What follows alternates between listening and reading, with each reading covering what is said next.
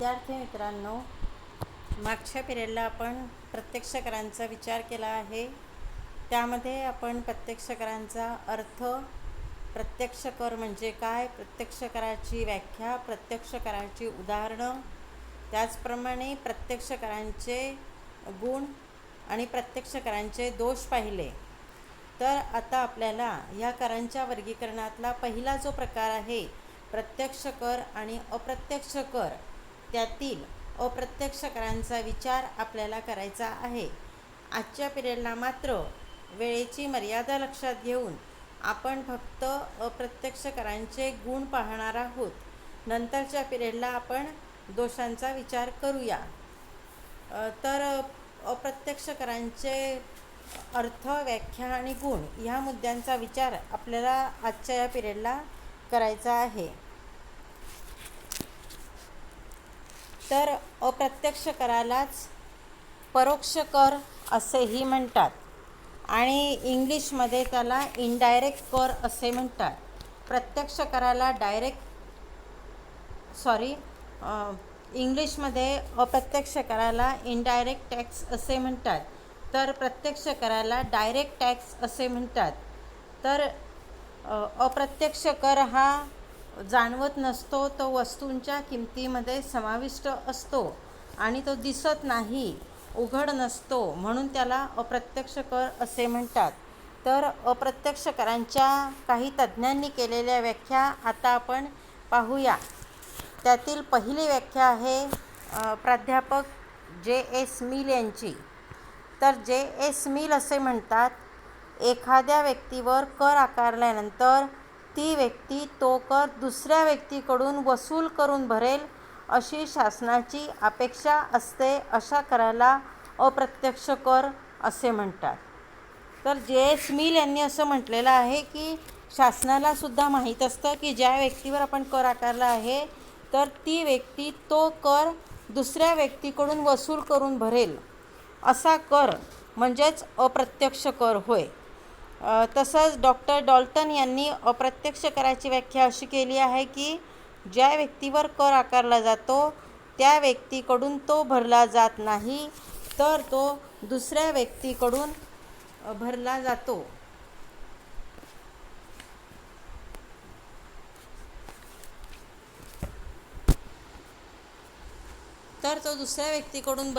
तेव्हा त्याला अप्रत्यक्ष कर म्हणतात.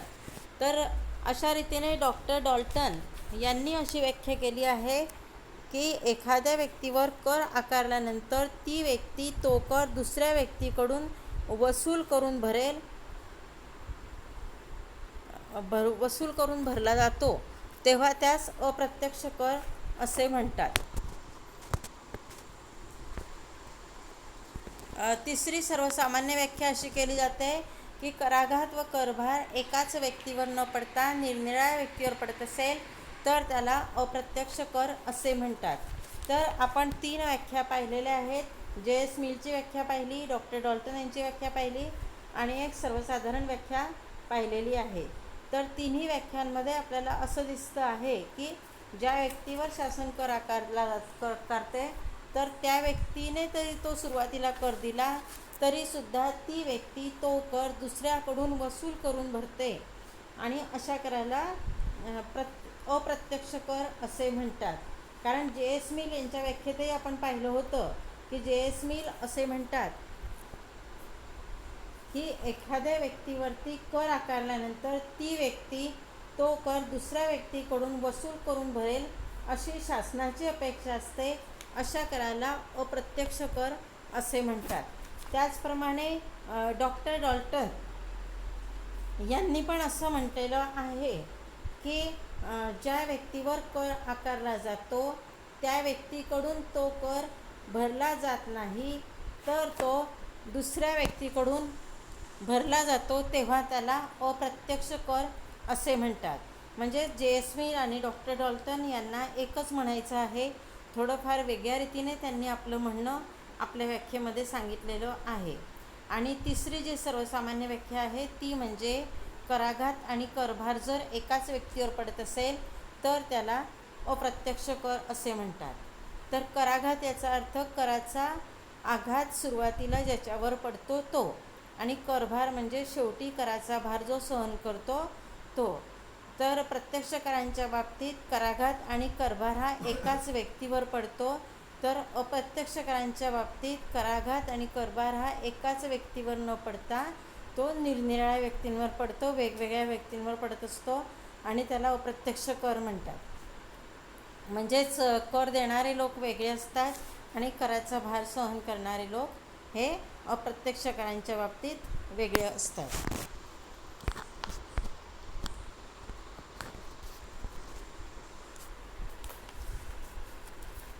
तर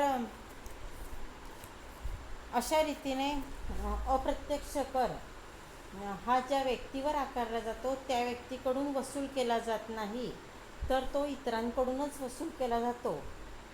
समजा साखर उत्पादकावर शासनाने कर आकारला, तर साखर उत्पादक तो कर प्रथम शासनाला देईल, पण करांची रक्कम तो किमतीत समाविष्ट करून विक्रेत्याकडे हा कर ढकलेल, विक्रेता हा कर ग्राहकाकडे ढकलेल, आणि शेवटी कराचा भार हा जो अंतिम उपभोक्ता किंवा अंतिम ग्राहक आहे त्याला सहन करावा लागेल.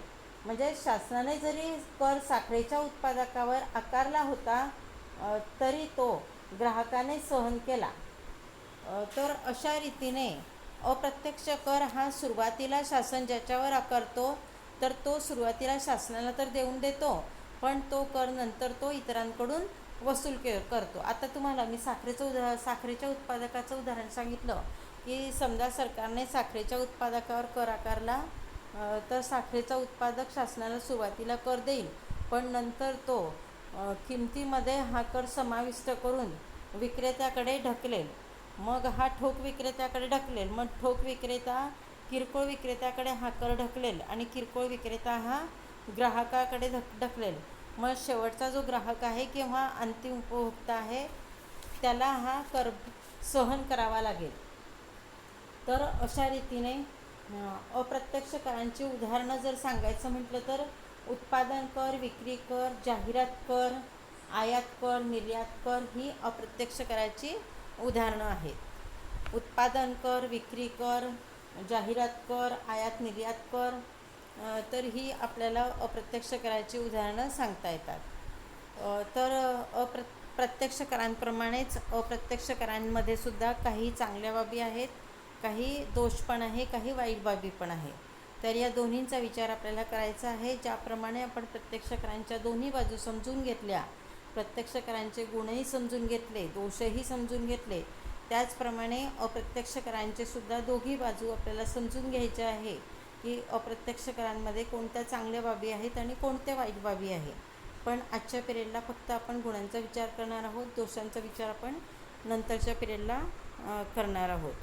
तर अप्रत्यक्ष करांमध्ये ज्या चांगल्या बाबी आहेत किंवा चांगले गुण आहेत त्यांचा विचार आता आपण करूया. तर त्यासाठी आपण काही प्रमुख मुद्दे घेणार आहोत. तर त्यातला पहिला मुद्दा आहे अप्रत्यक्ष करांच्या गुणामधला की करदात्यांच्या दृष्टीने सोयीचे.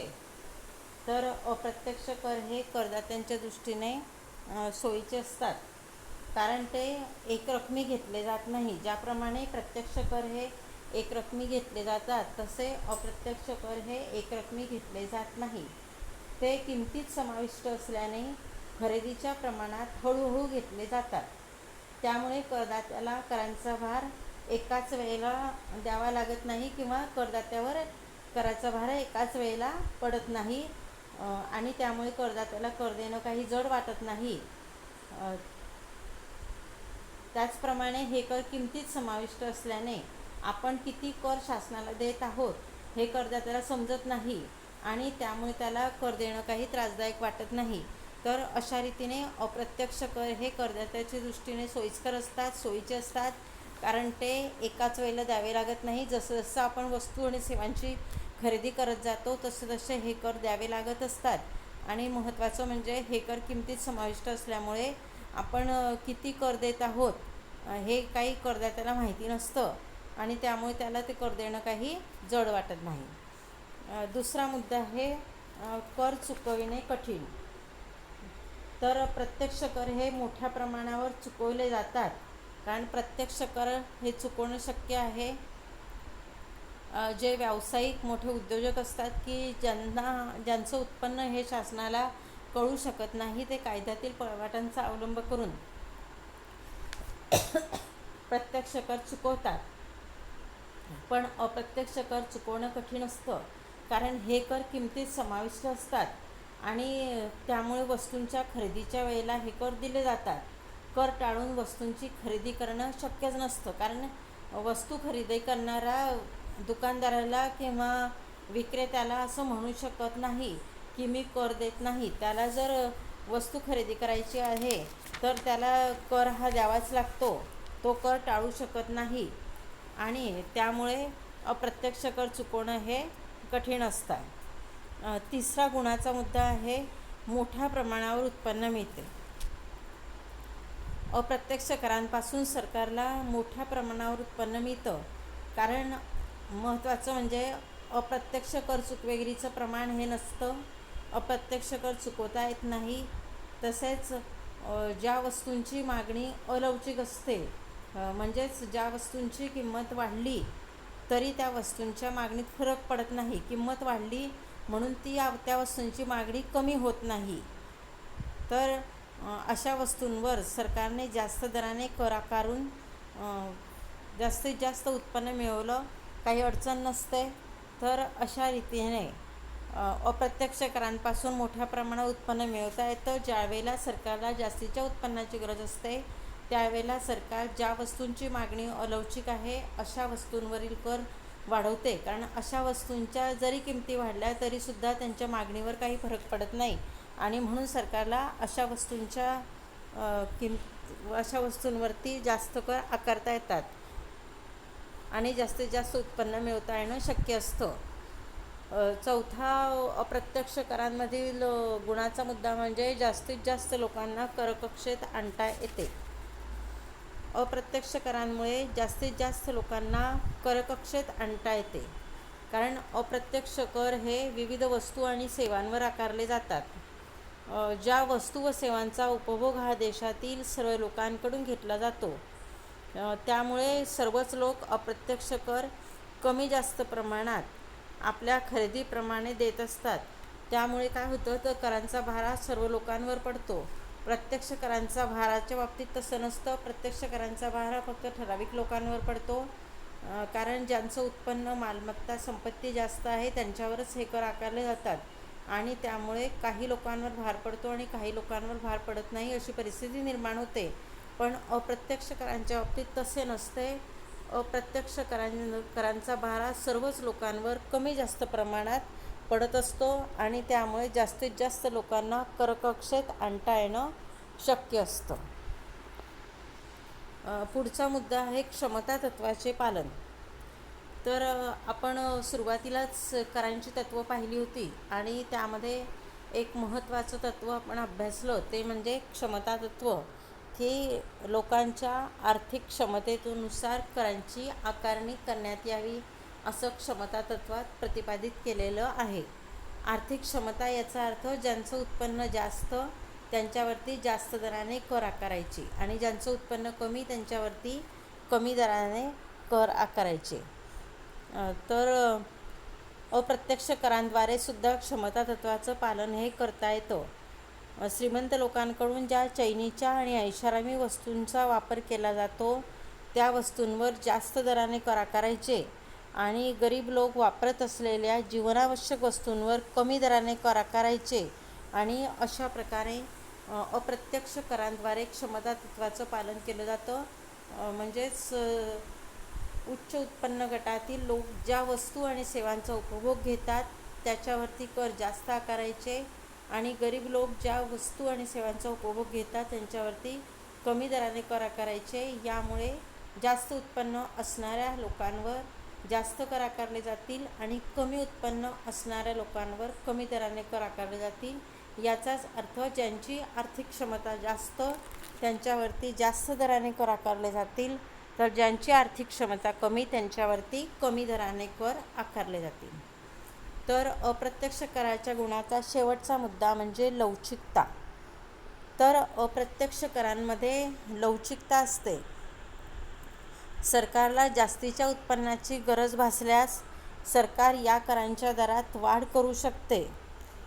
ज्या वस्तूंची मागणी अलवचिक आहे, म्हणजेच किमतीत बदल झाला तरी त्या वस्तूंच्या मागणीत बदल होत नाही, अशा वस्तूंवर सरकार जास्त दराने कर आकारते. तसेच चैनीच्या ऐषारामी, मादक द्रव्य यावरील करांच्या दरात वाढ करून सरकारला जास्तीचे उत्पन्न मिळवता येते. अशा रीतीने अप्रत्यक्ष करांमध्ये लवचिकतेच्या तत्त्वाचंसुद्धा पालन करता येतं किंवा अप्रत्यक्ष करांमध्ये लवचिकतासुद्धा असते.